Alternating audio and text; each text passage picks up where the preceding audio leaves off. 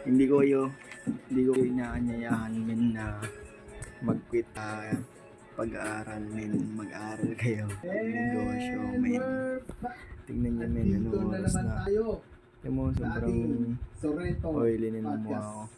Wala kayong matututunan. Guys, narinig ko nga sabi ni Jandel, Sorrento Life in Crimes. Dami natin. Dami men, dalawang set. Yo, wait, pakilala muna natin. Isang halo pa lang kami Kasama men. natin ngayon. Kuya Jake. Pero mo, 4:40 na ng umaga, madaling araw men.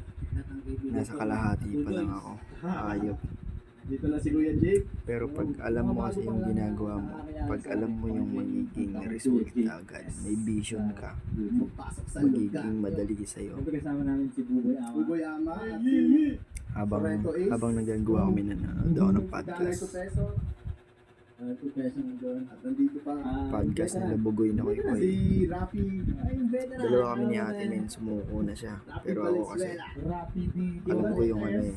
Kaya yung utak ko nasa-set ko sa palagto men. Mas masarap magpahinga pag natapos mo yung ginagawa mo ngayon. Athlete of the Year. Athlete of the Year, ha?